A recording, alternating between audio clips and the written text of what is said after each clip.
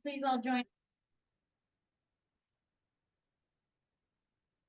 Allegiance to the flag of the United States of America and to the republic for which it stands, one nation, under God, indivisible, with liberty and justice for all. All right. Our first order of business is minutes of previous meetings. Does anybody want to make that motion? Make a motion to accept the minutes from the May 8th, May 22nd, and May 22nd non-public session. Do I have a second? Awesome. Does anybody have any changes, concerns? All right, all in favor? Aye. Fantastic. Is there anybody here from the?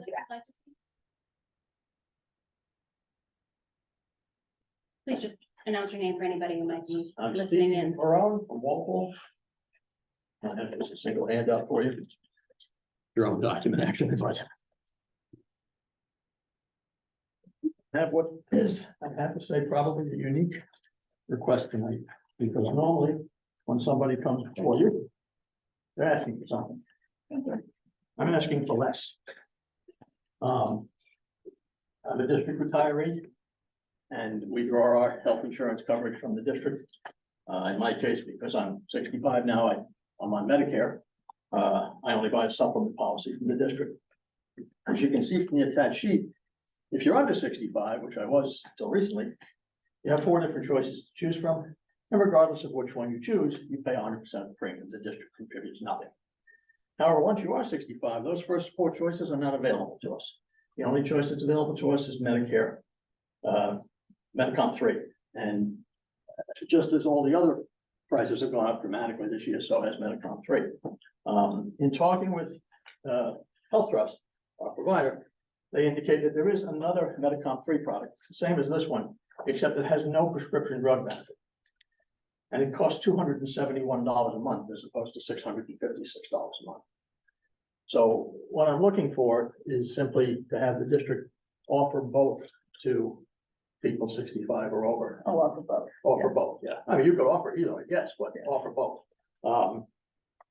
If you're offering 4 plans to those under 65 and only 1 plan to those who are 65. So the concern is, and I understand the concern, is that because the only difference between the 2 plans is prescription drugs, that people who don't use much prescription drugs will take the cheaper plan, and people who have a lot of prescription drugs will take the more expensive plan, and that'll have what they call an adverse impact.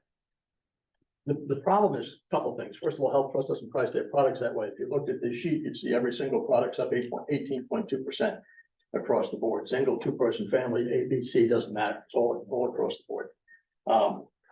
The other issue is this is getting so expensive that even I'm considering dropping the coverage altogether. And the result will be exactly the opposite of what you're trying to guard against. The only people you're going to be left with are the people with heavy drug expenses. And everyone else is going to go into the private market, which I'm seriously considering if I don't get a second choice here. And it's just, I've done the math. I'm pretty good at doing the math. And the reality is I'm better off in the private market than being forced to buy an incredibly expensive plan. And there are other people that are about to retire too that probably share my concern. So that's what I'm looking for tonight. As unusual it is, normally people come here asking for more. I'm coming here asking for less. I don't think it's going to have an adverse impact if anything, frankly. It could have a favorable impact. I mean, you're offloading all these prescription drug claims. Any questions? You just mentioned that you're forced to take, so are we forcing you to get this? No, I can drop it altogether. Okay, That's my option. All That's my only other option. The other thing you should know about, so you only have one choice. I only have one choice. You're not The other- being forced to do anything. No. I Okay. only have one, right. I'm forced to either buy this product You're not forced. or drop it. The other thing you need to know is this is sort of a one-way trip. Health Trust, to avoid people coming back later when they're older and taking the more expensive plan, you only get 2 years to do that. After that, there's no going back. So you don't have to worry about people coming back in their very senior years saying, oh, well, I have a lot of drug expense. Now I want to buy the more expensive product. Can't do it. You only got 2 years to change your mind. You could conceivably give them no years to change their mind. It's up to you. So, but I'd still make the same decision to take the lower price plan. The alternative for me, frankly, Andy, is I will go into the private market. The problem for me is, I'm one of these folks, if you look at the next to last column, New Hampshire Retirement System single subsidy, because I retired 15 years ago, I do get that. The scary part is, even subsidized, I'm looking at $420 a month. And I can buy a product in the private sector for half that. So this, as much as it kills me to give up my subsidy, I'm not gonna spend $440 a month when I can buy something for $2 a month. Seems like a no-brainer. Yeah, if I get a product for $271 a month that has no prescription drugs, the subsidy still applies, I'm left with the small difference, and the cost of going out into the private sector of buying a drug plan. And of course, keep in mind also, it's $165 a month to Medicare, paid directly to Medicare, in addition to this, which means my real cost is, well, assuming I wasn't subsidized, $656 a month plus another $165. I'm at $820 a month. Your D plan's only $790 a month. Be cheaper to be on the D plan than it is to be on Medicare. So I can't obviously make you do this, but truthfully, there's no reason not to, because we pay for 100% of it. And I think more people are gonna drop it. You're gonna end up with just all the paid claims. So I'm hoping that, I know I've been retired for 15 years, but I was the business administrator for 20. And I took this district self-insured in 1991. Quite frankly, there's $750,000 sitting in a reserve fund that's attributable to me and my actions 32 years ago.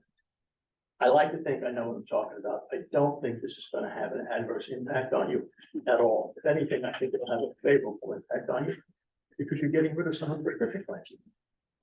I just want to Fortunately, clarify, when you say we, we the pay, district. you mean you, the individual, pays 100% of this. The district does not pay Not a at dime. all towards Not a this. dime. So just to clarify. Not a dime. And as to the healthcare subsidy, that's a statewide assessment. So even if you chase every last Falmouth retiree, you'll still be paying that every month. You'll just be paying it for other districts, which is even worse. So, unfortunately, I do need quick action on this. I took this issue up a couple of years ago when my wife turned 65. It went nowhere, but it wasn't as expensive then, so I let it go. Now I'm 65 and it's gotten much more expensive. And again, I've done the math. It's cheaper to walk away than it is to buy this product. And I think everybody else is gonna reach that conclusion. What you're gonna be left with is the bad claims, the exact thing that you're trying to guard against. So I will need quick action on this though, because the deadline to let the office know is the 21st of June. I spoke with Health Trust. They said that, they would try and expedite this for us if we gave them a call tomorrow morning. So any questions? Just how do we administer that? I mean, this is something that's not bargained, right? It has nothing to do with collective bargaining. It's just, okay. Well, So does that just go through the business office or does it go through HR? Yeah. so I'm gonna say that, it would affect any of your retirees who are garnered and covered by union agreements per New Hampshire retirement system, but to your point, it's not a higher plan or more cost. It's no cost to us to offer both. So anybody who's retired in the teacher realm, if you open up this plan, it would open up to anybody who's a retiree. But you don't have to rebargain to offer more. You have to rebargain to offer less. So it wouldn't affect bargained agreements that are already in place. Go ahead. Sorry. I'm gonna make a motion that we amend the agenda to add this as new business. And so we can then discuss it as new business and act on it. Right, here a second on that. Second that. All in favor? Aye. I hope you allow me to speak on it when it's, because okay. Thank you, Steve.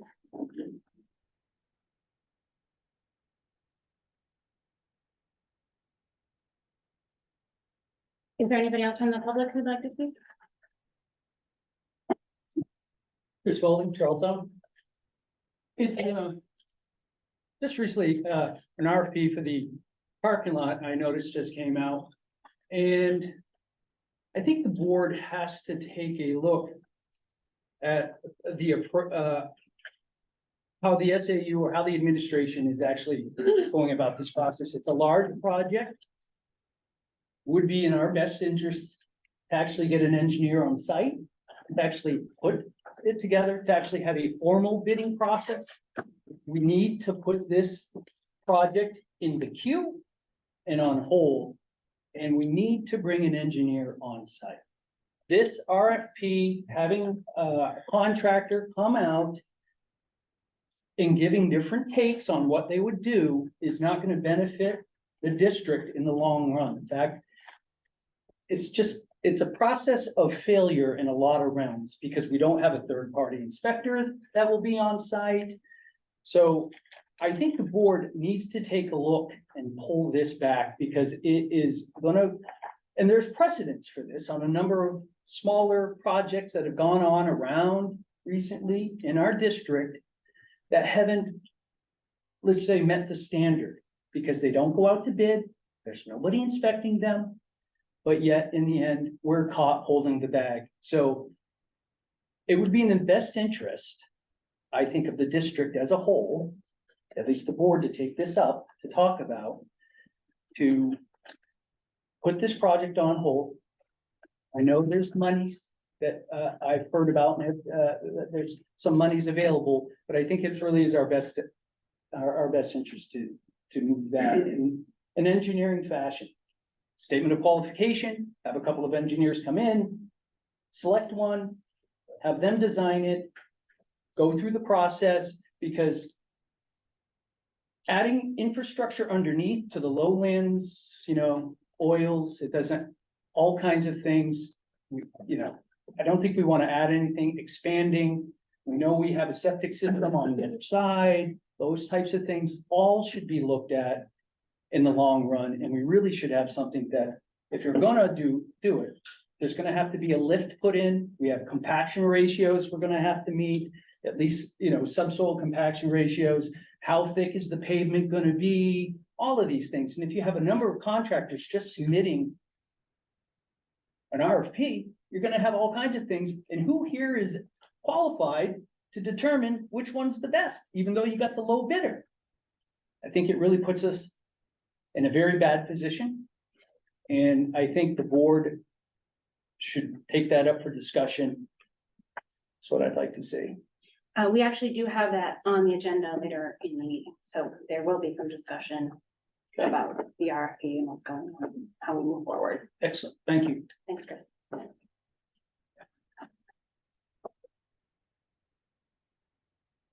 there anything else from the public? All right, then let's move. Oh, never mind, I'll wait. Sure. To the reports of our administrators. You want to go first? Yeah, sure, I'll be super brief, actually. I have been, as I let the board know, I've been working with Dr. Spence on the VA position. We have second interviews, we being maybe just him, it might be the two of us, a week from Thursday with 3 candidates, and then we've also received a number of additional applications during the subsequent time, which I send them to him, he can evaluate and let us know what his sort of thoughts are on that. There's a number, something I'm concerned about, I gotta remember to put it in that phrasing here, is that just the number of openings that we continue to have and the need, I think, longer term for the district to determine whether or not pay rates are competitive, because what's happening right now is we go from pay rate crisis to pay rate crisis. So you asked me the other day, Jamie, I think, about, is that the going rate now for VAs? And I said, yeah, that's sort of what Michelle had stated, that rate was about the same, but we're getting the exact same thing with our related service providers. Boothby's gonna offer them this to jump ship. What's our rate? So I think we'll just have to examine it and determine what we think is important in terms of a competitive wage and a number of things. And then the only other thing is what I want the board to know is that tonight's my last board meeting, and I thank you for the opportunity to come for the year. Started as an assistant superintendent, what, 15, 16 years ago? Ending the career as an interim here, so it's all good. So Well, you thank stole you. my thunder a little bit, you know, thank you for coming. Why, thank you. We do appreciate that No you were able worries. to come and be with us for this past year, keep the boat afloat, so to speak. Sure.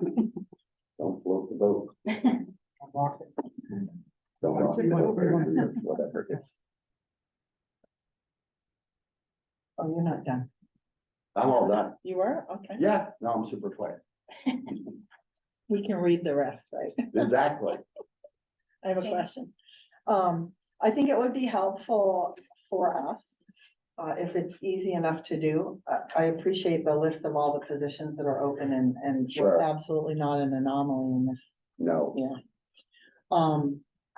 If we could break them down into what ones are union and what ones are non-union, yeah, I take it generally from what Michelle posed, okay? but I'm sure that, I mean, I can probably do it while we're sitting here, to be honest. Or just to know what the union ones are, because that's a different discussion. Sure, oh, absolutely, yeah. I think I could do it, but I don't want to get it wrong. Well, I'll look at it right now. You wanna do? I'll keep it short. I have that congested thing that I talk too much, I'll be talking for 10 minutes. Mm. So just, end of school year events are happening, I'm sure, in all the schools, celebrations, field trips. We recently had kindergarten and pre-K go to, what's the name of the farm? Friendly Farm. Friendly Farm, I'm Dublin. sorry. Friendly Farm, APS went bowling, they're headed to Violet School next week. Of course, we'll be going to Lake Ashwela. Sarah Porter went to Sunapee. Violet's went, 5th grade went to Vin, 6th and 7th grade went canoeing, 8th grade went to Six Flags, and we're going to Sunapee at the end of the week. And I just want to say, this is my last board meeting, and I can't thank the board and staff and administration, parents, families, students. The past 14 years have been amazing, and I'm gonna miss you all.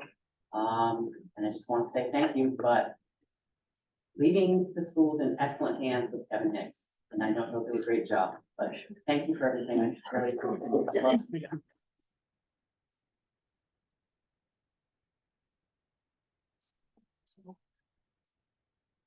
Any other administrators who want to give a report today? Yeah. So, I'm gonna start with my students over there, go first. Perfect. All right, so I guess I'm leaving this over now, since Caleb is sadly leaving us, this is the last meeting. Nice shirt. Who are you? I'm Patrick, I'm a junior currently, so I'll be a senior next year for taking these over. So for the school, we just went over senior awards, and today was our seniors' last day of school where they finished their first and second block finals. So the graduation is this Saturday. Underclassmen awards are next week, and also the finals are starting next week, so everybody's started gearing up for those. Yeah, finals are coming up. We also are, sadly, Mr. Ryan will be leaving us at the end of this year, but the new principal, I think it was last week or the week before, yeah, she came around and everybody got. Sarah Edmund, she's here. Yeah, she came around and everybody got to say hi, meet her for the first time, or.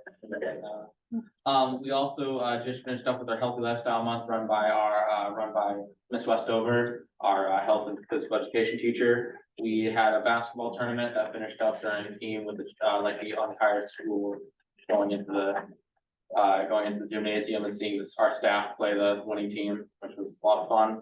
And then we also had a kickball tournament that we had outside, so a lot of activities during that. But other than that, that's basically it. Thank you.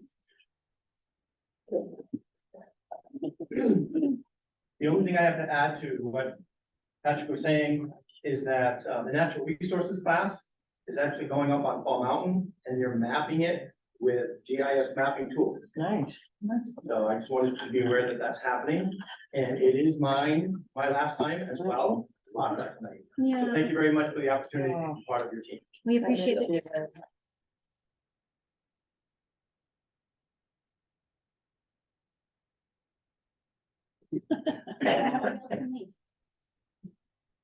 Something that I wanted to share about, that we're celebrating is that, our students finished, most of our students finished the iReady testing. And this was our first year, doing this type of assessment, and, I'm very, very proud of how well the students did. Our staff should be very proud. I shared all the proficiency, percentages with you. And, you know, the students that weren't proficient, they make growth throughout the year, which is just as important, and that's what we really look at. And then something to know, we've been working really hard with our police chief and fire chief over the past few months, just talking about school safety and everything. And Chief Sanctuary brought up a safety app called Active Incident Management. And he reached out to me to see what my thoughts were. He shared it kind of with the staff. I included the link so that you could see the video, just to see what it's about. One of the biggest concerns that was coming from my staff was communication. That's always the biggest piece, and how do we address that? And he has been working with this group for an app that you can go on your phone. And there's some, you know, stuff with IT that we're currently working on. I think I saw an email today that they approved with an agreement and everything. That we would be able to pilot it in Walpole, and the police Justice Sanctuary said that they would fund it for a year, so that we can pilot and see how it is, and if this is something that we would want to bring to the district moving forward. And he and I would be happy to do a presentation for you on this, so that way you can have some more information to really understand what it's about. But the staff and I were really excited for this opportunity. And then just a concern kind of going along with that, you know, with all the big projects going on throughout the district. You know, we're just concerned about like the SAFE grant projects being done over the summer, like we were originally told, but with the Charlestown reconfiguration, that obviously takes precedence and everything. So this is just something that the staff has just expressed a lot of concern about. And we're just hoping that, you know, it'll still be able to be done with the locks and doors and all that kind of stuff. Thank you. Please. Sorry to jump in. This is actually for Steve and the commissioner. The Fall Mountain Regional School District has about $1 million, $1.2 million in unspent grant funds. We don't have 12 million, which is my understanding of what the commissioner is telling people that we have. We don't get, yes, we don't get 12 million in grants. Frankly, it makes sense to me, but Yeah. he's the commissioner of education. Yeah, so I do actually have a hypothesis of what he was talking about, but he was not talking about us. Or he wasn't accurately speaking about us. So sorry to interrupt, but it just, I was sitting here going like, I gotta put that out there because that's made up. I was astounded. Yeah. I didn't know what to do with it. Yeah. First I heard of it, I passed it on to Alyssa and I left it Yeah. at that. It was, I think mistakenly made up, but it was made up. I'm actually pretty good for that. Maybe you got his comma in the wrong spot. No, I'm wondering if it was 1.2 It could be million. that, it could be, yeah, some other districts, who knows? Not my deal. All I know is I was like, We're far there's closer. no way. We're not leaving it on the table.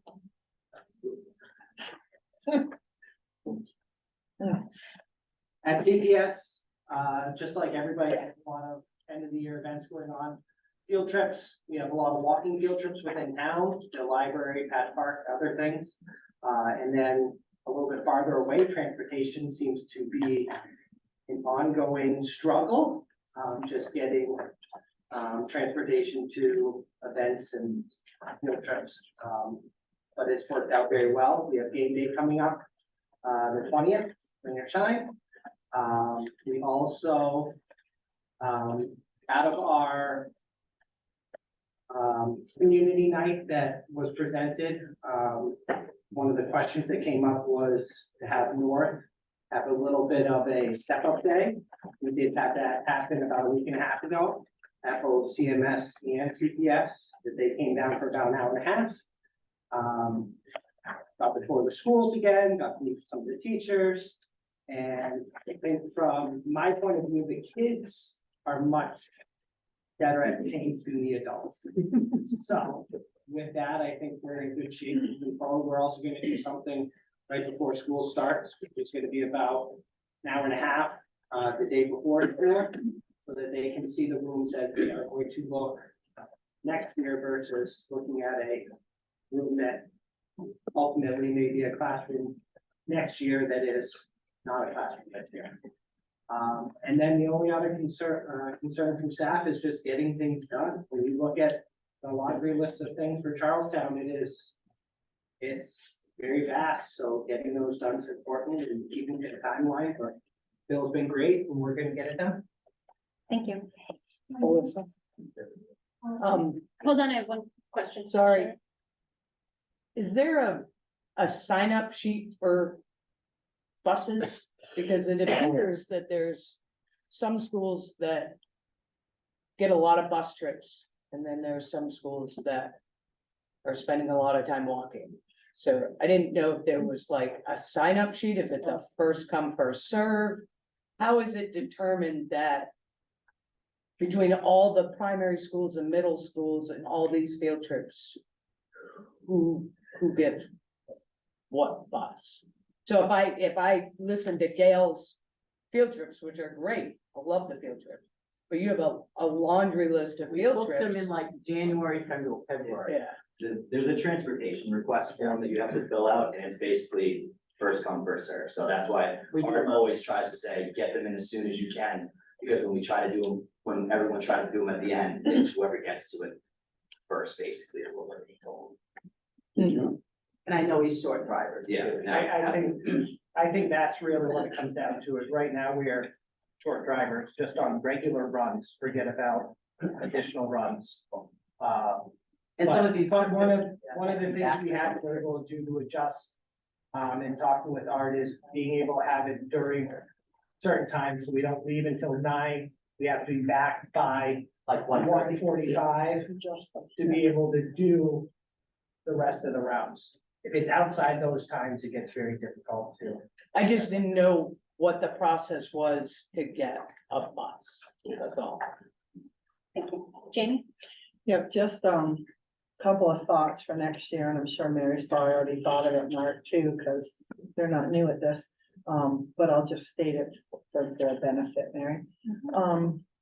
In the past, when we've been short drivers, we've reached out to other school districts nearby and been able to have them come and do bus trips when they've had personnel that they could spare. Claremont's done that for us before. I don't think Keene has, but one's nearby. I know even Fall Mountain and Hanover have switched before. You know, if it's an away game or whatever, we've switched it because we had drivers and they didn't. The other thing that we just started doing this year, because it made sense and because of the shortage in drivers. And I think we have small buses here. There's small buses. Actually getting, yes, Yeah. process on it too. So we only have one, because we don't own our buses, we're outsourced, but we do have one small activity bus, and what we've allowed to happen is for. Smaller groups that are going, we're paying the teacher or the coach to drive for the event. And so coaches, it's better for coaching for small groups, because coaches are stepping up and saying, I'll drive my own kids in the smaller bus. And it doesn't require a special license if it's below a certain number of seats. It requires you to have a school bus certificate to drive a short bus. Yeah, to drive the short bus, you have to have a school bus. Depends on how many people are seated in it, along with the driver. I had to get my school bus certificate. Okay. However, I don't think it would be, I mean, I know that in the summer, way back in the day, when I was, I'm sorry, can I speak? When I was doing programs here, teaching here and doing programs here, I got my school bus driver's license to be able to drive the small bus for trips for the students that I worked with in a dropout prevention program, because it was such a juggling game to try to get a bus and a driver and all of those things, that it was easier for me to just do it and be able to get the small bus. It's a good suggestion and definitely worth looking into more. I'll to solve share that some problem. emails from the state of New Hampshire, because it depends on the circumstances of whether you have to have a certificate or not. We've been actually pursuing it, so it's not. I mean, yes. All right.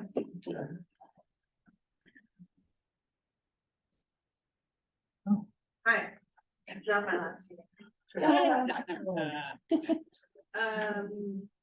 CMS, we have all the same end of year, everything as everybody else, crazy time of year, with a lot going on. But we also are in the midst of planning all of the, construction projects to be able to execute the reconfiguration. So Bill and I have been working on a lot of different things there, and those are the things I'll just focus on tonight. So far this year, they replaced the front doors. Anybody who came to visit our building may remember kicking them. We don't have to do that anymore. They work perfectly. And we also have brand new interior locks throughout the whole building, not only CMS, but other buildings across the district, but CMS and NCCS both have brand new interior locks. We are in the process of installing cameras at CMS, and we have almost all of the interior cameras installed and functional. The next phase will be the exterior cameras, and they have already come in handy with addressing different problems and reducing some different problems. So that is a worthwhile investment, in my opinion, thus far, to save me some time with investigations. We're in the process of planning out the bathrooms that we want to put on the 3rd floor so that we can accommodate 5th and 6th grade up there. We've had the architect come, we've had the plumber come, we have a structural engineer coming also to make sure that we have all of the necessary components in place, so that those can be installed, not only according to whatever code might exist, but functional too. So that should be good. We are also ordering the necessary furniture and different items we need to accommodate different kids and different staff in our building. And so, we've just been going through that process, and, hopefully those things will start coming in and we can get those set up and functional. We're trying as best as possible to minimize the impact on the facilities crew this summer because they will be stretched quite thin. We are also looking at the construction project in my building starting beginning to middle of July with the bathrooms, pending all of the proper approvals are in place.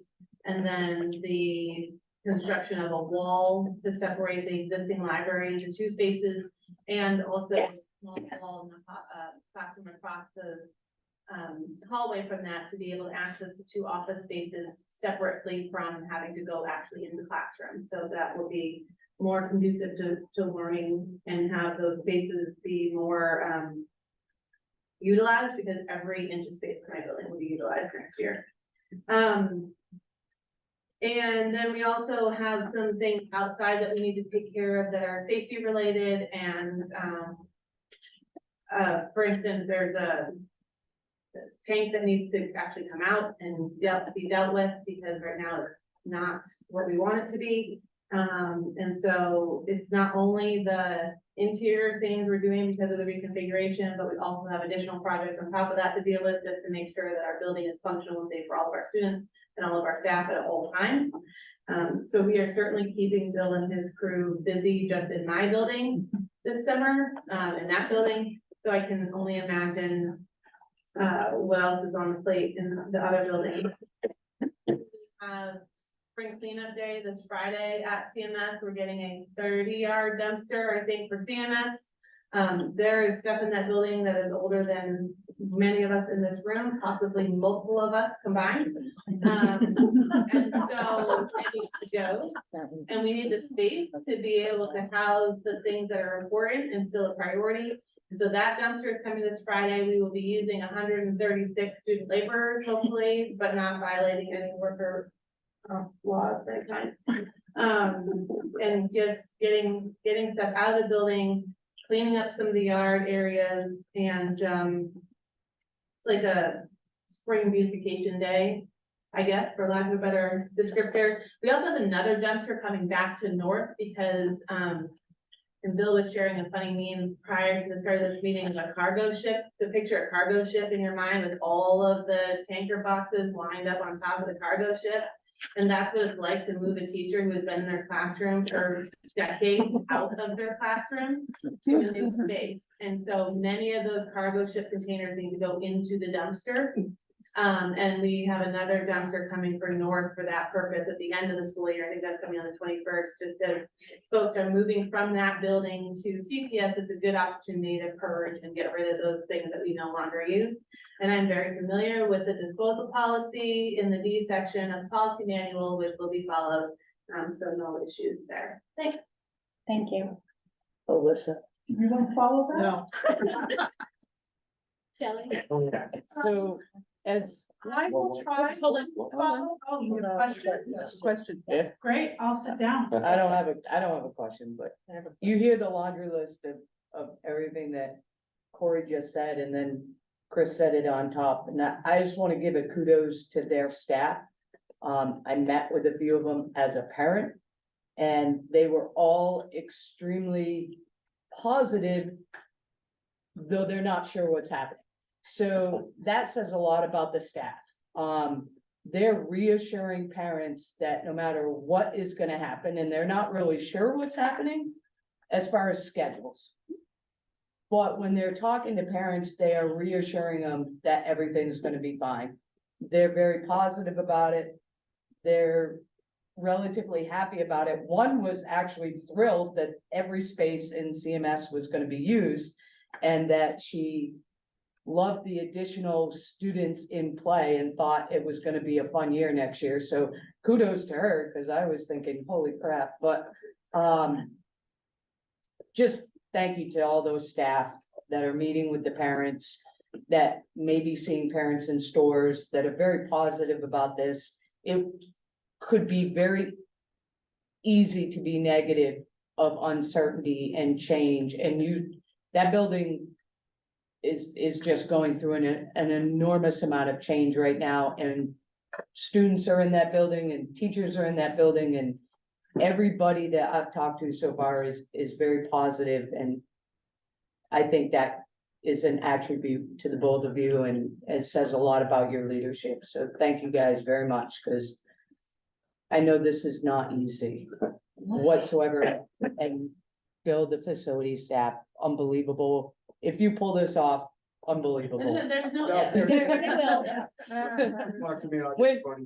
When you pull this off, it will be There you go. unbelievable, and thank you very much, so. Thank you, Shelley. That is really important to say. We will be accepting volunteers for painting and moving in August. Volunteers, Give us a date. not budgeted, but Give us a date. It would be a great little board retreat to build team. the day is a little bit uncertain right now. That depends on construction, but it will be August, hopefully not the 30th. It's not the 12th. Is it a I'm different, open on the. are we 30th. gonna have blue, gold, maroon, white, and maybe another color? Or is it gonna be I have something? color issues, I actually have a so, question. it will, yeah. It'll be a color. It will we be have a a- color. We also have identity issues in Charlestown, right, Chris? Yes, So, we have identity issues and color issues that we have to reconcile and bring the community together, and the fact that we are the fort blows my mind, because I can't dress up as a fort, I can't put a fort on a t-shirt, like, So you could- I The whole struggle with RT. that. I think you need a new FMRSD. logo that incorporates all of them together. I think that sounds like a very fun Like way to a build a contest. town. Appreciate the historical value of being the fort, but it's a really tough mascot. Stevens. Okay. Jamie? Cardinals, Yeah. So, so just one question, and I'll probably sound like a broken record, and Bill's gonna be like, I know, he's hearing me in the back of his mind already. Wow. From 8 years ago. But every time I hear dumpster, I think dollar signs, so I'm sure, because Charlestown is so awesome at recycling, that we're recycling as much as we can and not just. Yes, we are. Thank you, appreciate But it. we also have, a color scheme for the district, not just any one town. There you And go. it's, the APCs 1, 2, 3 is a color in the classroom. Oh, nice. And it starts out in the primary level. And it goes through when they leave the primary and go to the middle school, it's not a culture shock to them for the color. And then when they come to the, high school, it's the same thing, they see the colors and it's kind of like, you know, Soothing. soothing in their mind and it isn't It's very, psychologically affecting them to go to another school. it because the color- psychologically affects me to go into CMS to see blue, gold, maroon, white. So we need to pick a color. I don't care what it, Corey, I don't care what Corey does, just pick a, it can even be a neutral color. Go with beige. maybe. Bill's in charge of the color. Not the light green. Not light green, not pastel pink, Really beige. anything that doesn't. I'll feel see what I can do. institutional. Maroon and All beige right. will work. Go ahead. I'm not sure I really. I don't know how to follow Coria and then Shelley. But I'm gonna start with my concern because I think that, Shelley kind of, started my concern. I've been hearing from staff about a lot of uncertainty. But at the same time, Shelley kind of hit the nail on the head, that our staff is so resilient. So even though there's a lot of uncertainty out there about, the end of this school year, what next year is gonna bring. I know that a lot of staff have said we have so many positions in ESSER, so what's that gonna happen when we go to budget? What is gonna happen to all those positions? How are we gonna put those in a budget? Or are they just all gonna go away? And then everything that's happening with the Charlestown configuration, so teachers are uncertain about that, but Chris and Corey have done such a great job about reassuring them, and they're reassuring parents. So just goes to show the resilience of our staff, that they're just forging ahead. So I want to express that concern, but also acknowledge just how much our staff is resilient. We have a couple of literacy trainings that are coming up. We're doing library letters training with our pre-K teachers, reading specialists, academic interventionists on June 19th. We're doing K2 GEOS training on the morning of June 23rd. A lot of the summer projects that we awarded with the $20,000, our teachers are getting organized, sending in all those dates to us. So that's due at the end of this week to us. I've been looking at a lot of the iReady Justin spoke about. He and I actually talked last week.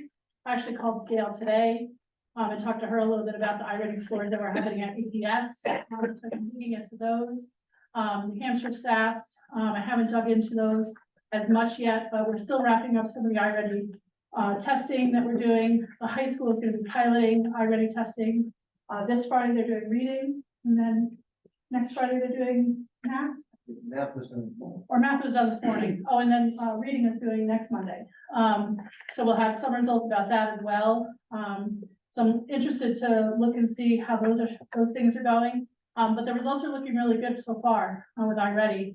New Hampshire SAS so far, what I've seen, it's up and down.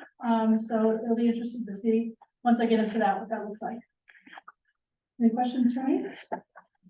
No, I like to hear what the results really are. Yeah, I'll be looking forward to giving you that information. Thank you. Sandra, do you have anything for us? Sure. Just really quick, things are as busy as ever. We're just waiting for final approval from the DOE on our new behavioral program, middle school program.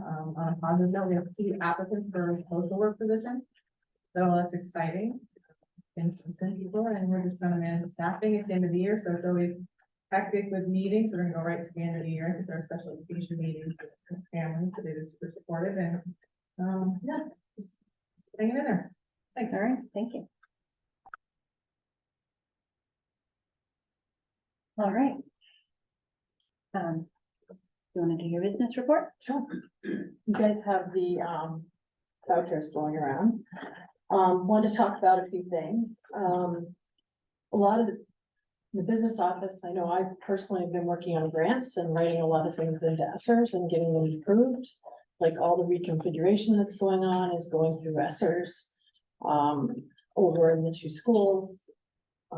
Bill has been working his tail off and I think putting up with me when I pester him.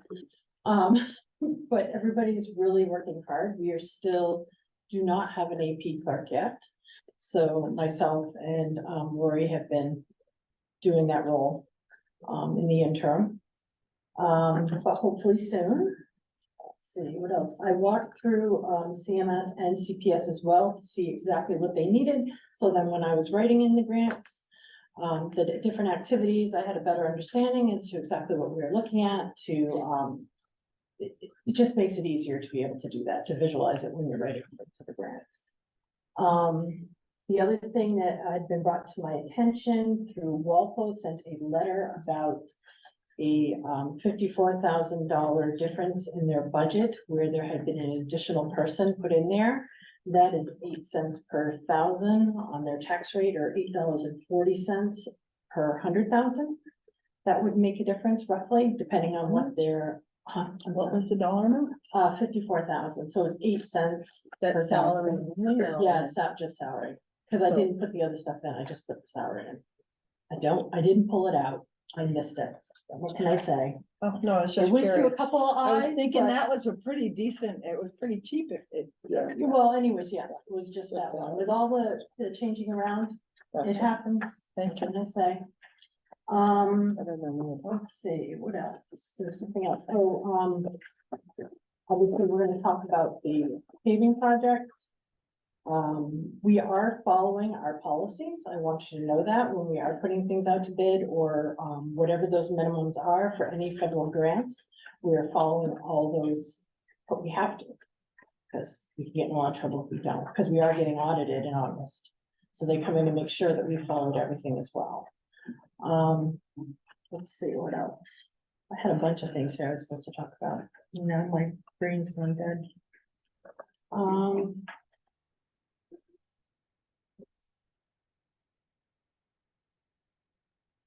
Right now, we're still at around 1.6 million or 1.7 million over, or excuse me, surplus, but that doesn't include the revenue side of it, where we have received some additional revenues the state gave us after the fact, which will increase that a little bit.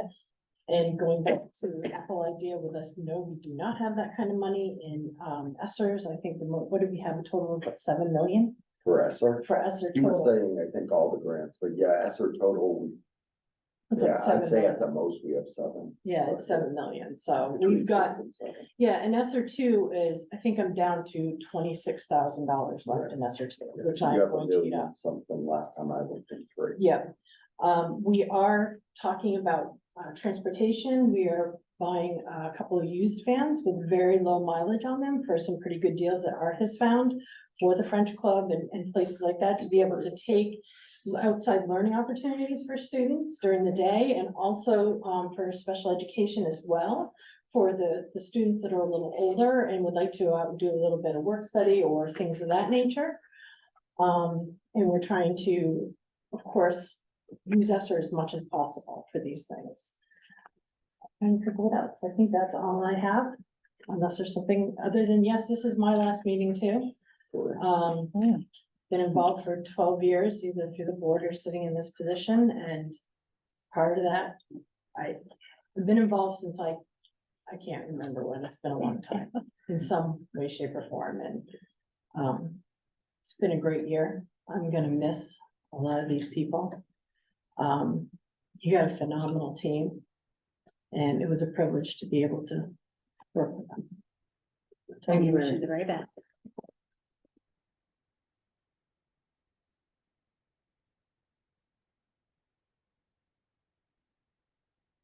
Saying that, who wants to talk lactation?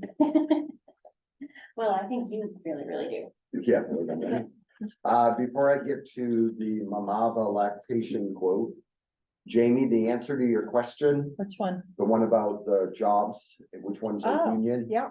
Bus driver, Well, you can just send it. I'll send it. Yeah, so we there- can have a There's discussion. really 4 Oh, okay. groups. Yeah. So Right. on the Mamava pods, they have multiple styles, but the solo one is probably the one that they recommended if we were to get them. I mean, I find them kind of pricey, but that's, what do I know? We're getting a 5% discount if we decide to go with it. That, all that credit goes to Lisa Perrian, because he said, oh, we gave her a 5% discount. You think we'd have to give it to you too? I said, yeah, probably. So the cost of the solo pod itself is about $11,000. Costs $1,000 to ship it. And it costs $2,000 to assemble it. We can assemble it ourselves. although the lady wouldn't recommend it, but nonetheless. So they do not rent them.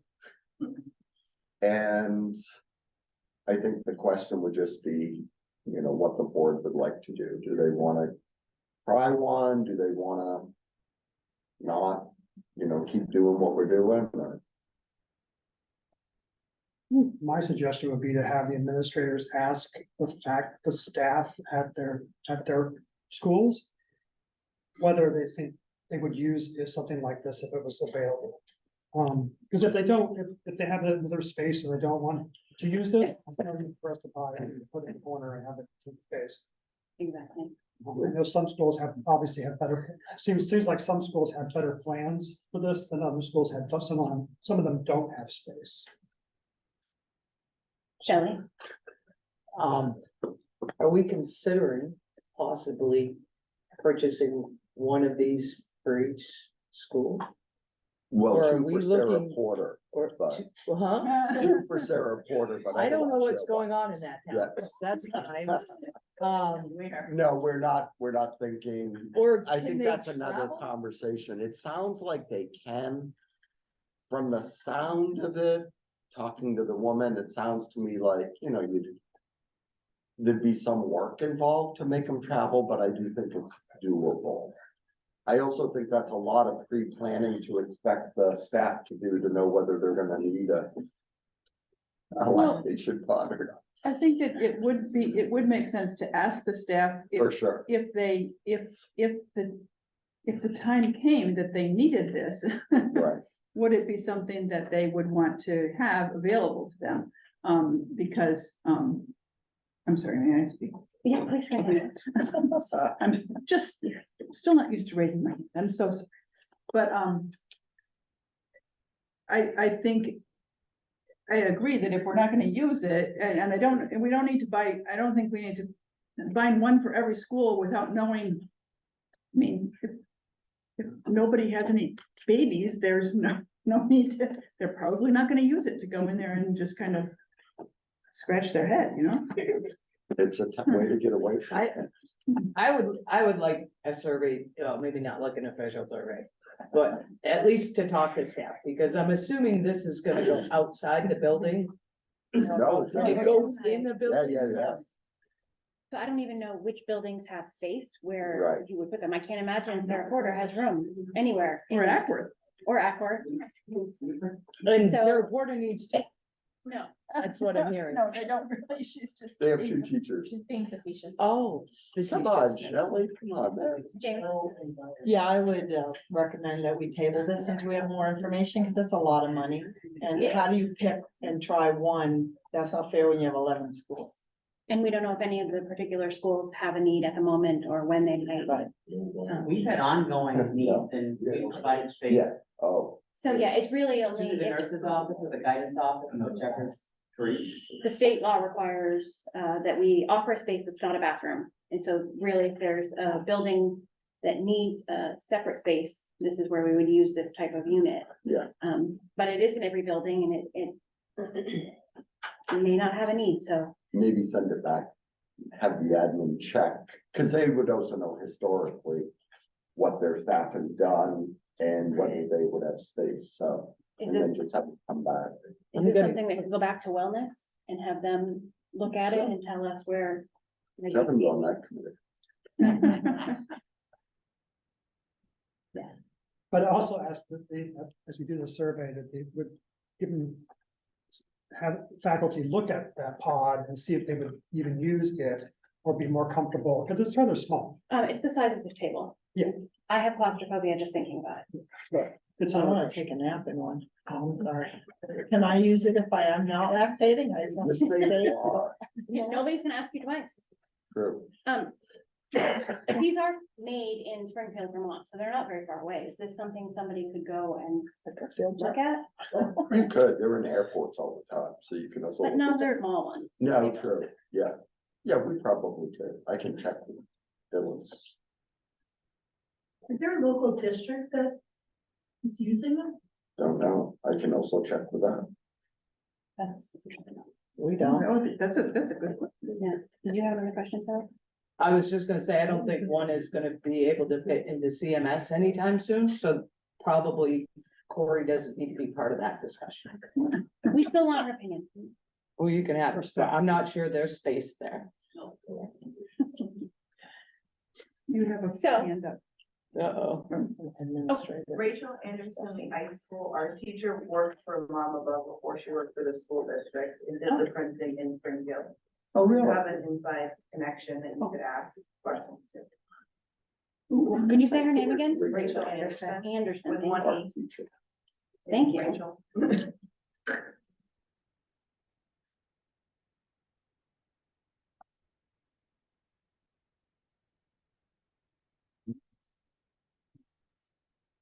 All right, so there, Jamie, you wanna place this basically on a future agenda? Yeah, I don't think we're in a position right now to make Yes. an informed decision on what we really need. I agree. So is this something you think we can address in September? Oh. Or even further past it? I don't know if we have teachers who are looking to need this. I don't know how pressing this is. Is there an administrator who feels that this should be moving quicker than September, October? So we have a little time and we can address it later at an undisclosed time. Yes. Something that, I mean, I don't know that we, if we go, if the administrators go back to their staff and say, is this an issue? Or do you feel as if we're providing you with a space that's private and everybody says, yeah, then I don't think we need to talk about it again at all. True. That is very true. Mhm. But we need to get the results of that, so Right. we need to at least have enough time to talk about it. Is there any plan for the wellness committee to meet before September either?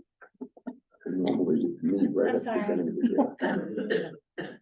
So I was hoping maybe Lisa would be here to tell us this, but we could just ask her and then address it later this month. Thank you. All right, up next, we have the parking lot RFP. So. Yeah. You're on. Yeah, I have it right here. It is, I have one bid so far. And Wednesday through 14th, I expect to have a couple more. And then when I will open them. So, the RFP mentions they'll be opening them in public at 10:30 on Wednesday. Yes. What location is that? My building, my office. Where is that? It's at the hot building down. Bus Down building. here. Okay, thank you. I can, if you wanna go to the SAU office. You know, use that conference room, you can do it there. No, it doesn't. I just didn't know where your office really was. You so I might wanna put apologize. that on their website, because is it a public opening? Yeah, and right now, it's scheduled to be in my office. Okay. Is that listed on the website? Okay. Gotcha. It's on the RFP. Oh, it is. Okay, Bill, I hadn't read it, sorry. I can also add it though to the tagline on the website, just so it's a little more clear when, before you open the RFP to read it. If you want.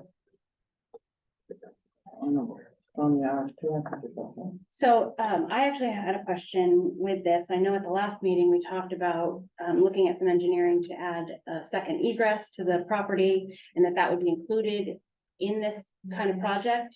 I don't see anything like that in the RFP. Where do we stand with that? Because that is. I met with two local people. And one of them, and I walked out through here. And we're gonna have to get wetland permits.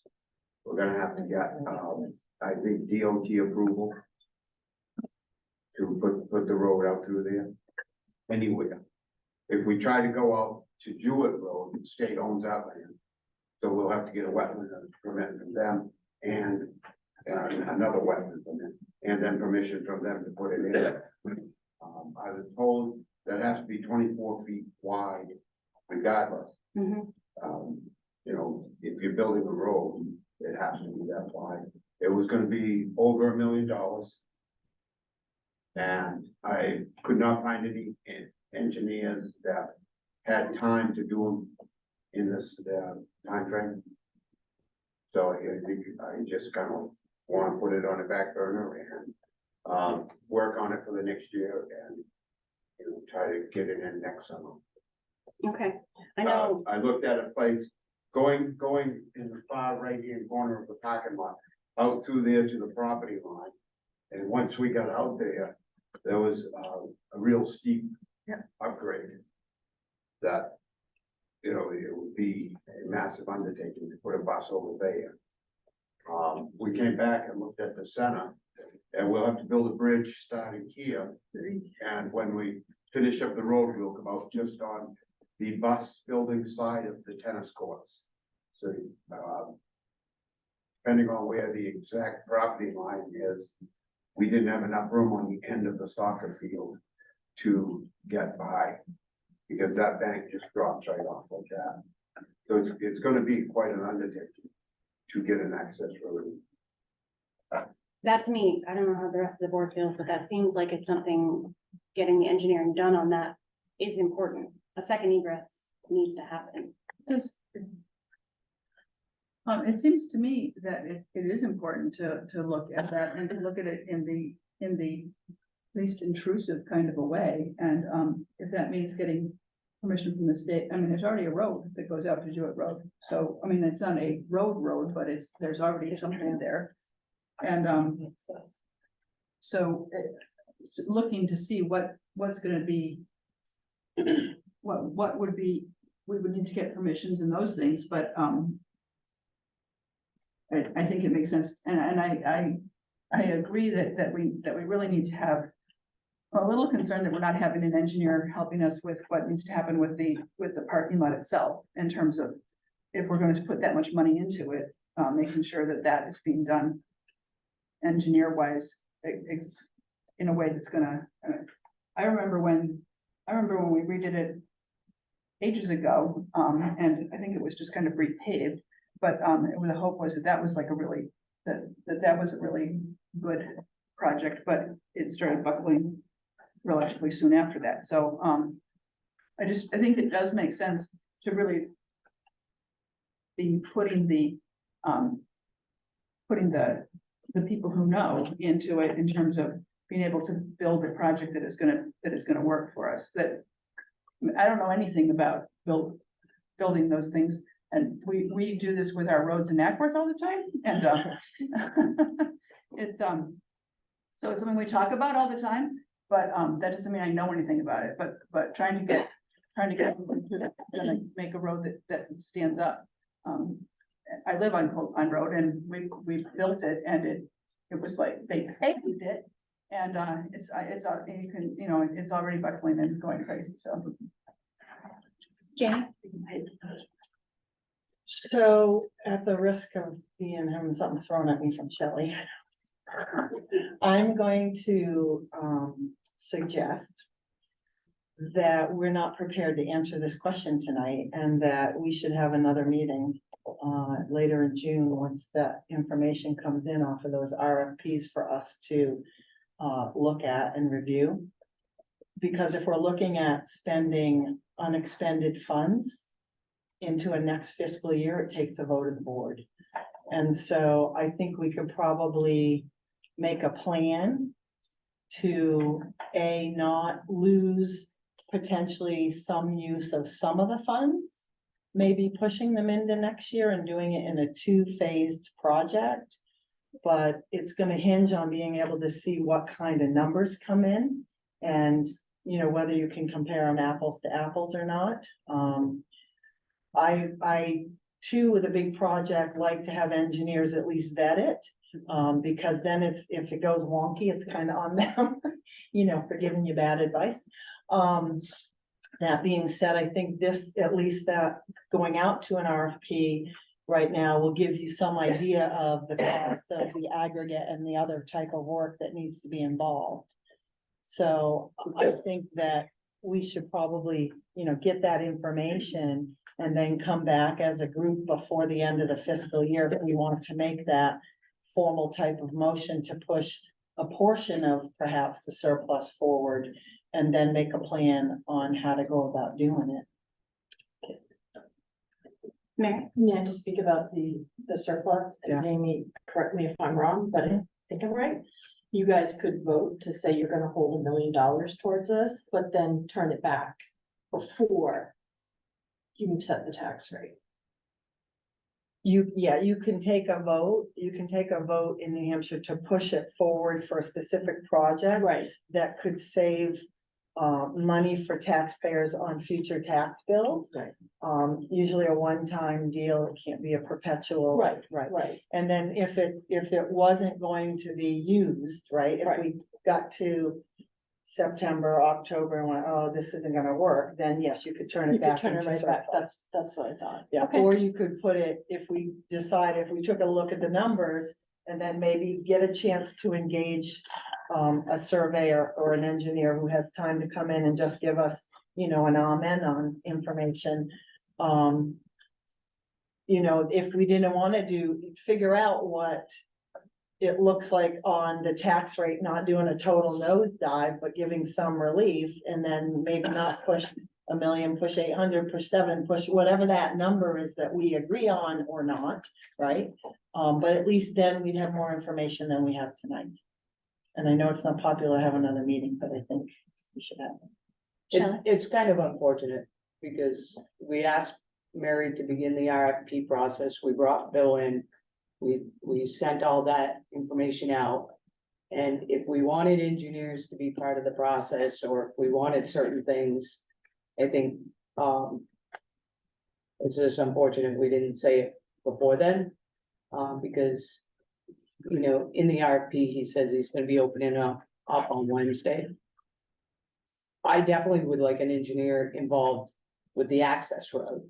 That obviously, if you're looking at wetlands and DES and permits and things like that, but we've been talking about this driveway for the whole time I've been on the board, and then before that.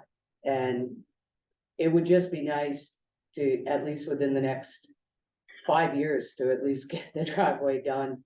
And I don't think, like, I'm trying to think of how the highway superintendents do it in towns, and I don't believe they have engineers go out for repaving.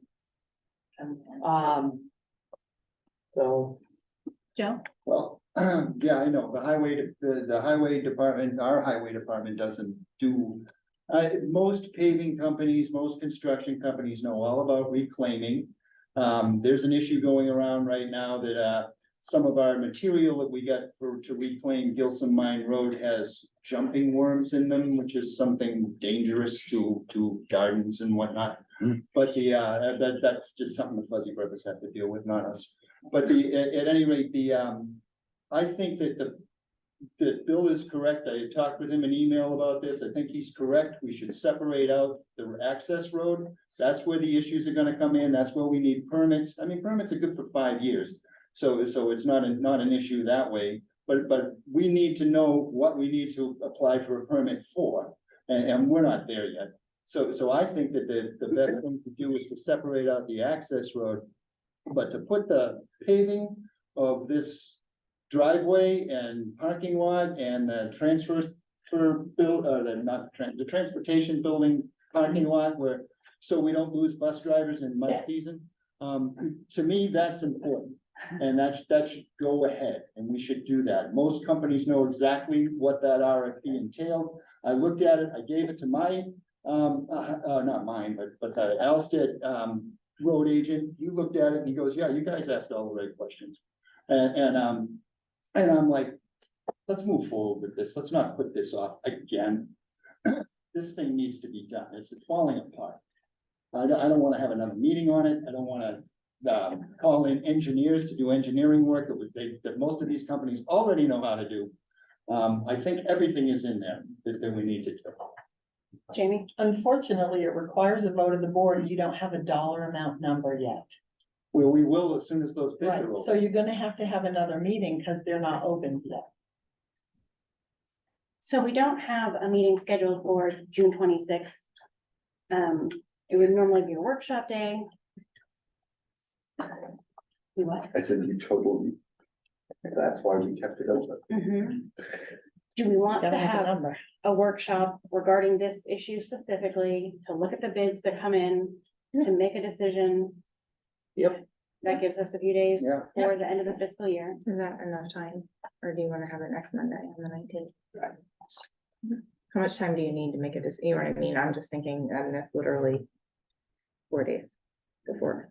I know we're asking the company to start right off in July. And so that in itself is tough, because You don't know most that the paving bid will companies come are in and- already booked. Kevin? I'd like to have it sooner, because I know Misty won't be able to be at that meeting, normal, correct meeting, so we won't have, I think we have it like maybe next Monday, Monday, Or- the the 19th. Would there be any way to do it at a different earlier time? I have an obligation on Yeah, Monday. I'm traveling back. Well, there's nothing to say that we have to have it on Monday. If Bill's opening them up on Wednesday. Tuesday. Thursday or Friday. Yeah. Tuesday, This one, but you're all select people, right? So y'all have meetings every Tuesday, Wednesday, Thursday, so. Andy, do you have any thoughts on it? Wednesday's bowling night for me. There you go. So, any other night. I got no meetings next week, okay? Pick a night. Now, I think next week's gonna be pushing it, at least for me, because it's the absolute end of the year for everything. Yeah. For my kids. But 26, I think is fine. Okay. Yeah. Sorry. Well, We yeah, have to that's keep fine, our it's own fine. minutes. Yeah. We'll miss you. It's fine. No, it's fine with me. I just wanna make sure you guys have enough time to do what you need to do, because it is for the end of the year. that's the only thing that's gonna be on the agenda, correct? Correct. Yeah, And all we're gonna be talking about is money and whether or not we're moving forward. whether it gives us the scope that we need, whether we're comfortable with the job, whether we want to encumber that money for the next year. Okay, Can those be sent to us? Like, yeah, right away. That way we should be ready to have that discussion. Yeah. and that is a public meeting, if anybody else wants to come. So, all right, let's do that. What are we doing that on the 26th? Yes, regular time, 6 o'clock.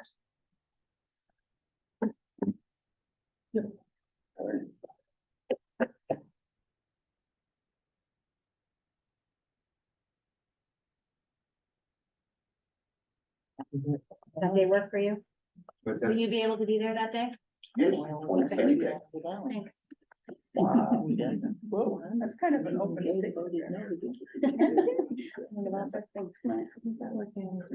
You're discussing the actual bids.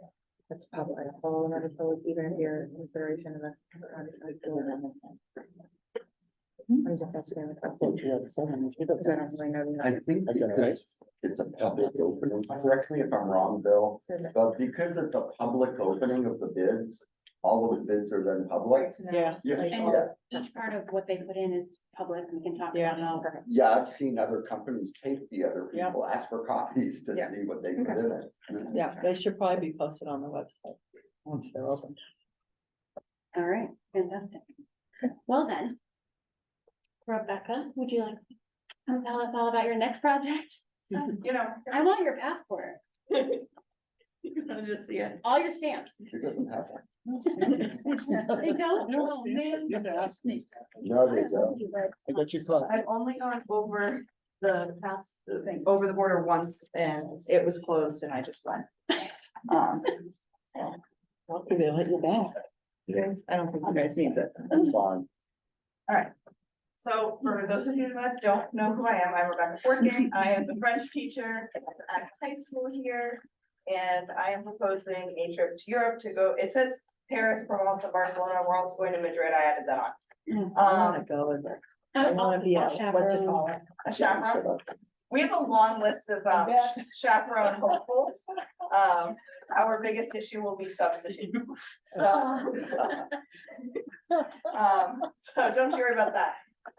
So we're gonna be traveling with Explorica, which is the same company that we just went to Costa Rica with in April. We went to Canada with last February. So we've been to a few different countries with them and it's worked out well, so we're gonna keep doing that. basically, we are going the 2 days before April break and then during April break. When we went to Costa Rica, the feedback was easier to miss the 2 days before break than to miss after break because there's less being done according to the children.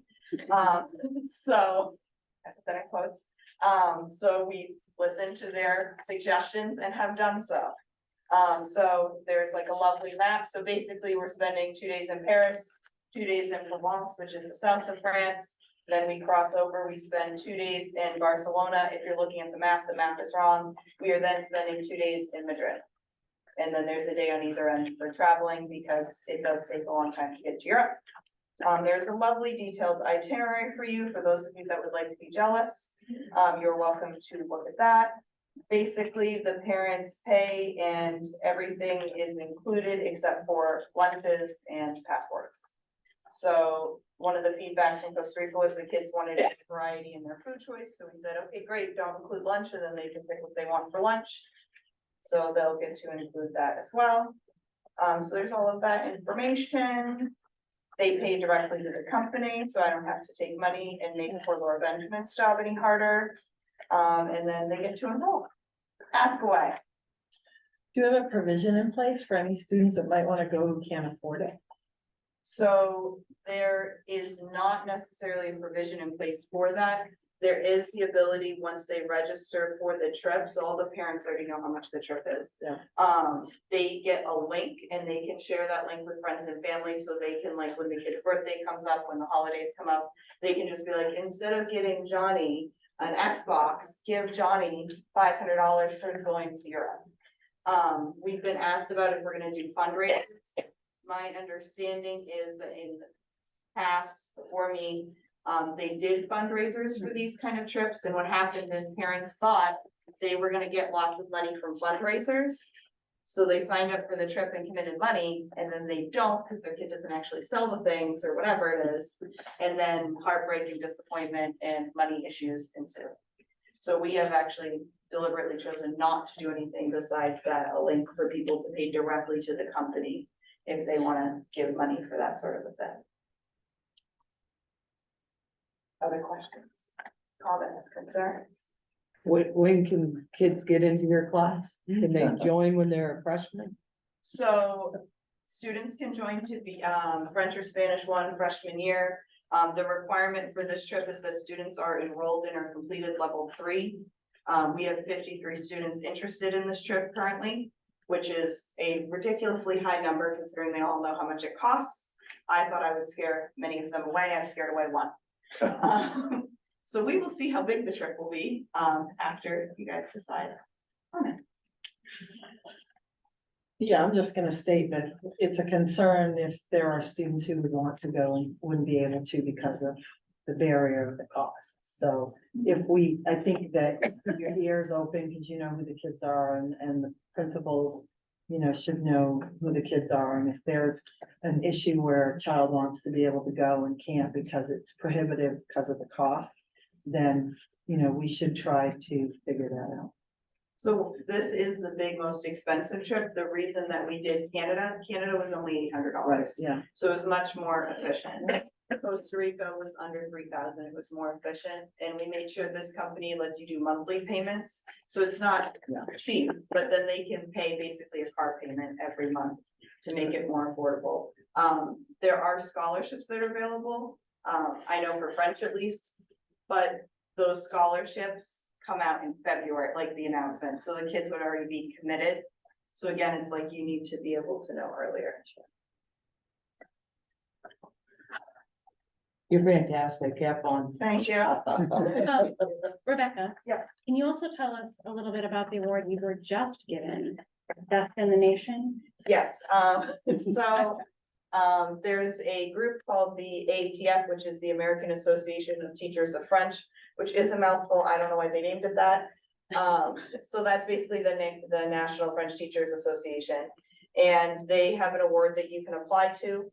And we won exemplary with distinction, which is the highest rank that you can get for any school in the entire country. It's not like a competitive thing where because we get first, somebody else can't get first. there could be multiple schools that have first, but there's only maybe 20 schools listed in the entire country with any recognition at all. And less than that, that are ranked best in the country, so.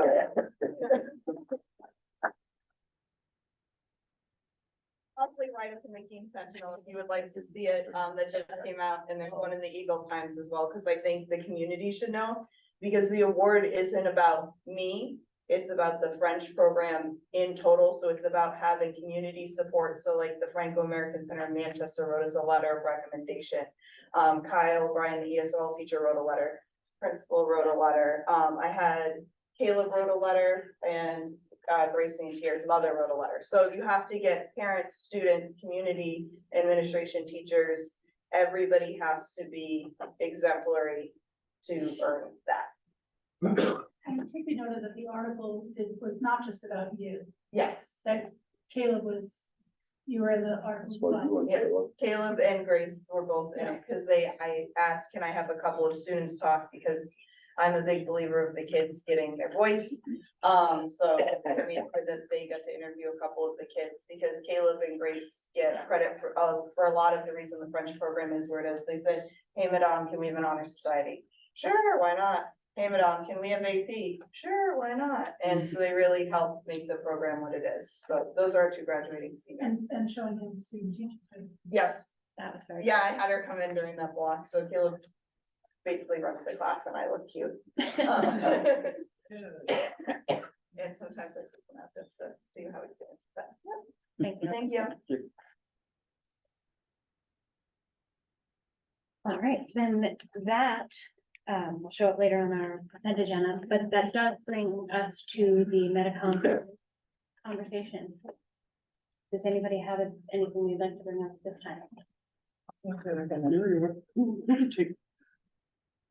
Who would take care of this? Would this be HR or would this be the business office? Be myself and HR. Okay, it's common. I think it's worth us asking the superintendent to ask the business office to look into it. I mean, I don't know what the. I do know time is limited. July 1st is when the new rates start, and so. That's, yeah, Is they that said what we we're could, well, no, they did say, I believe, I talked to Michelle about it before she went away.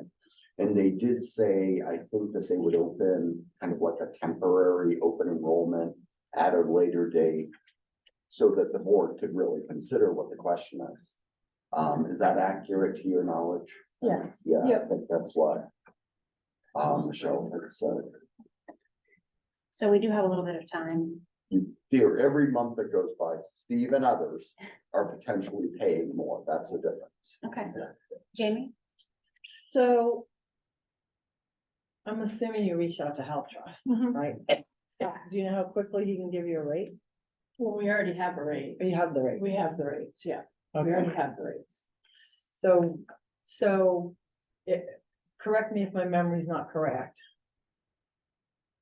It shouldn't be more work because the people who are paying you now, so some of the people pay in with a check each month and we process that. That's how we used to do it.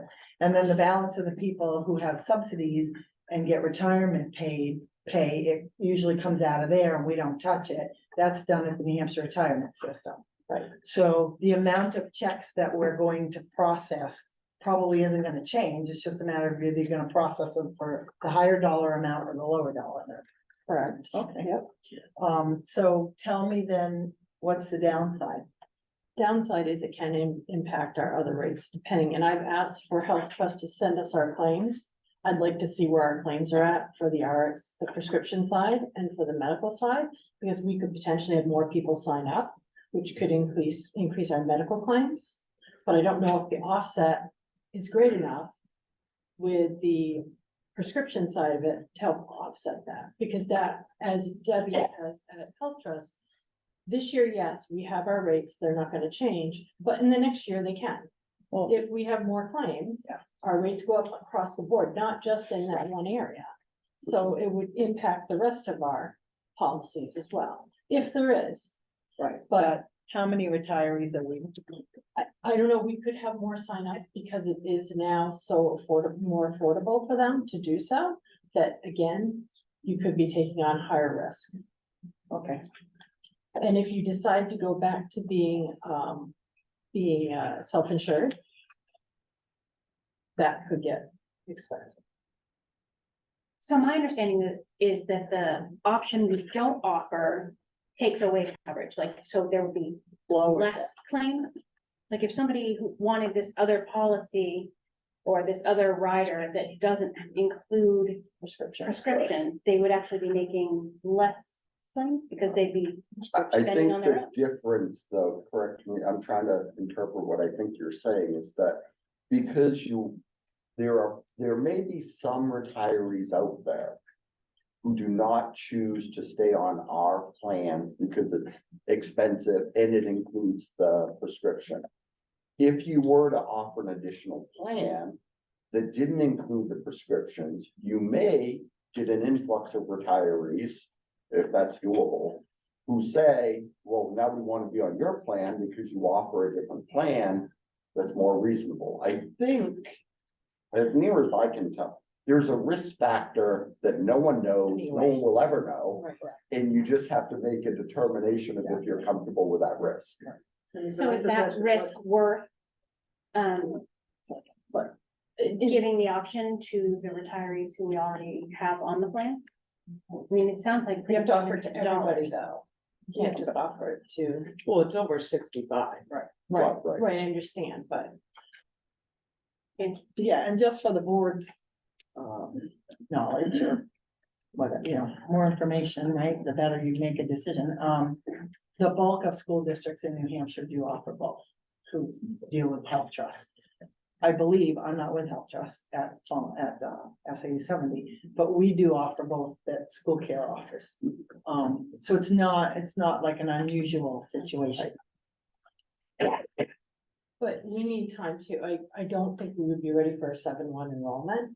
From what I understood, Michelle wanted to do a 9-1 because that's when our open enrollment is what she had said to me. So. If we're gonna do it, and I'm good either way, I just want to make sure that everybody knows there is a potential there. I know it's been said that there is no risk, but there's always risk. So what that is, I don't know, if any. So Brennan and Mary just said, there's risk in either one of this. But is there anything preventing us to make a motion to add it this evening, and then when Michelle can put it on, she can put it on? She may not be able to do it on 7-1, but she may be able to do it 9-1 or 8-1. All right, so I'll do it. I'll pull the trigger. I make a motion to add in Medicomp 3 over 65 non-prescription. I don't have the number for that. You're doing a great job. That's good. We know what it is. To be effective as soon as possible. Yeah. Okay, I'll second it. Is there any more discussion? Can I ask a question? Yeah. Sorry. Could you change, would you be comfortable saying to be effective as soon as reasonably practicable? Absolutely. Well, But no later than 9-1 or something like that? I just don't. I would like to would put feel an comfortable with no later than 9-1. Okay, as a second, are you good with that? Yeah. All right, thank you. thank you. Just to quantify that for you, that's $770 a month, the difference. Because I'm married. Well, you should have thought of that Just, 50 you know, years before I got ago. married 43 years ago. I know. Oh, quick question for Mary, too, if you don't mind. Are you allowed to come back if you've left the district? Not usually, if I don't think you so. said no to the insurance. Michelle told me, no, you had to make the decision Yeah. now. Once you leave, you're gone. Right. Yeah. So Part of my Does- consideration. does that change how we want, It makes if we it want to risk wait? less. Exactly. Do we want, I make a motion to move the question. all right, all in favor? Aye. Any opposed? All right. You were there? I was listening. So when All right. Michelle gets back, we'll have her work on that. And that will be done by 9/1. Yeah. Well, I'm grateful. He'd rather want 8-1 It's or 7-1. 7-1, Yeah. but yeah, we'll just see what Michelle can work out. I assure you, I don't use $770 a month for prescription drugs, so. You could, Stuff. yeah. Start buying stuff, yeah. All right, Get well, some thank you. happy pills, fill it a couple times. So I'll get with Michelle and, Yeah. make sure you guys are updated. Thank you. Mr. Willie, we can have it happy pills. I'll just say that I think that anyone over 65 should have more than one option with whatever they would like to do with their lives. And they've Wow. given us a lot of advice, so yes, I agree. All right, let's move on to the consent agenda. Does anybody want to take anything off? I just have a question. Just because I've heard things both ways and I'm curious. Sure. Cause I didn't think, didn't New Hampshire pass something where you couldn't authorize superintendents to issue contracts? You can hire but not issue contracts? So my understanding in talking to our attorney. Yeah, see, I think different attorneys give us. Yeah, different I think that answers. could be true, because what they've said, Conditional is- contracts. well, right, it's just not practicable in the Right, no, I summer, agree. especially with the job Yeah, shortage. yeah. So people just, Right. anywhere I've ever been, Yeah. they've just let it go, because they don't wanna be the district that's like, we can't get anyone, because You can't in hire. Newport, actually, before I got there, they would meet 2 and 3 times a week Yeah, in emergency meetings. So that they could hire the people. I don't know, that seems like a lot. We've always done conditional contracts. conditional contracts. And yes, then, but and then when the school board comes back, they I officially. understand that. At some point, the state of New Hampshire changed that. They Oh, they did, did? Yes. Okay. but sometimes BAs don't, because they get in trouble for these things, but What? sometimes superintendents Oh. say. It just doesn't make sense, we gotta hire people. I just and we want, do it. I didn't know if it had changed again because of the Not to job my shortage. knowledge. Is there something we need to do differently? Could be- I don't think you can get sued or fined. I'm just, No. they'll just. He can't even get our award right? So I mean, we're gonna know that we're giving a contract, but the superintendent hired you. I don't know. I'm just clarifying for my own benefit, because I'm sick of going to extra meetings all summer long. Thank you. Well, I appreciate the question, certainly. All right, then, I'll take a motion to accept the consent agenda. A motion to make a motion to accept the consent agenda. Do I have a second? Second. All in favor? Aye. Any opposed No, for the consent agenda itself? my vote doesn't really count, so I'm not gonna take one out. Okay, thank you.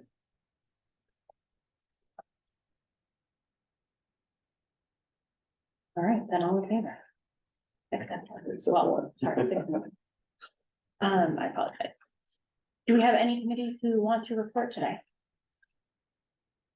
I would like to report, on the tech ed. So I unfortunately do not have a lot of information on what's going on for Keene, but I'm on the board for over in Springfield, so, I just want to say that we had some students who got some awards. And I think that it's important to recognize that. So, the Aaron Douglas Outstanding Dependability Award went to Holden. I can read my own writing. Perrin, yes, from Criminal Justice. And that is, that award goes to, it's in honor of a student who passed away a while ago, and so that award goes to people who are there, have good attendance, who come dressed appropriately, who have good class participation, who just, they're dependable, so they're going to be good future workers. The third quarter student of the quarter was Gabriel Livermore with audio production 1, and Zegan Patton from Criminal Justice 1. And the 2023 National New Hampshire Technical Honor Society. Figured out what it is. Inductees, we had Isabella Smith from Human Services and Abby Turner from Human Services. And so there were also quite a few, they have, like, Fall Mountain has a good endowment. They also have a relatively good endowment. And so there were also quite a few, scholarships that were given, but it didn't say which school district they came from, so I wasn't totally certain on that. So, but there were quite a few students who received, pretty significant, money towards their college careers. They did the criminal justice program, a tour over to the courthouse. And they had the criminal justice got to go in and sit in on a hearing, which a lot of times is very boring because that's sometimes not as exciting as it's made out to be on TV. But apparently there was some things that made it be interesting. So that they got some good knowledge there. And criminal justice one went and talked with the police department and got a tour of the police department and a tour of the courthouse and talked to people and talked to the judges and stuff. So I thought that was a great thing. And they went to a whole bunch more tours for each of the different areas. So I really, I can't say enough about what they are doing in terms of students being able to come from there and from Keene as well. Coming out of those programs with college credit towards in their pocket. And it's not to belittle the AP courses, but when my children took their AP courses and applied them to colleges, the colleges could decide if they were going to use those or not. And if they were going to use those as kind of general electives or for a specific area. But these students are coming out with actual credits in actual college classes. And so they're coming out and ready to go into the program up at River Valley with part of a good chunk of their freshman year done. And so it's really nice to know. And I think that it used to be that kids that were those were the voc kids, those are the kids aren't going to college, but these kids are going on to further schooling, whether it is to a 2-year, a 4-year institution, or if it is to further training beyond. They're really working on getting them ready for that for that beyond training.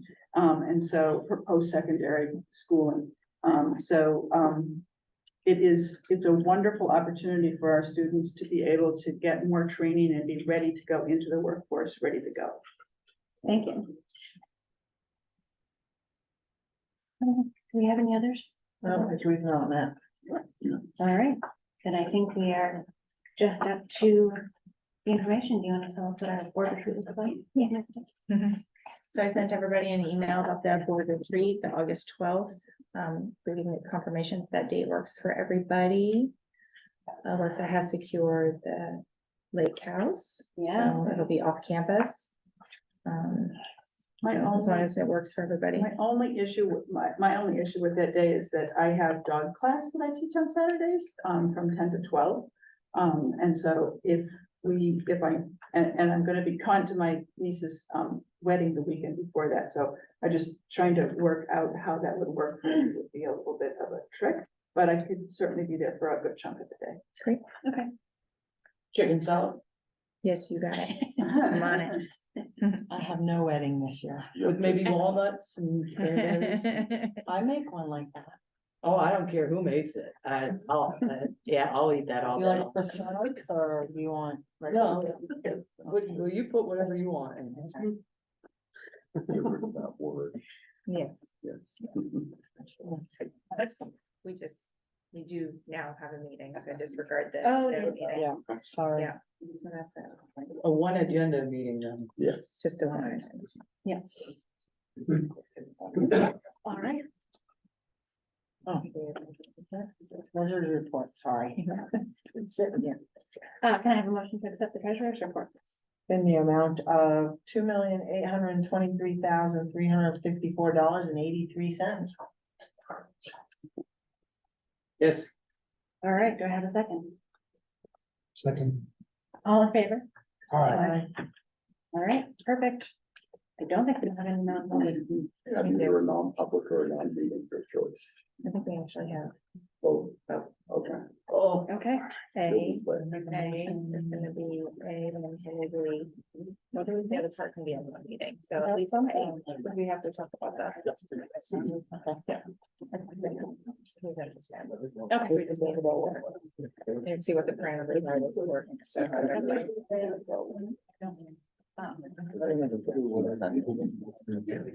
he's gotta go. He's gotta go. There's.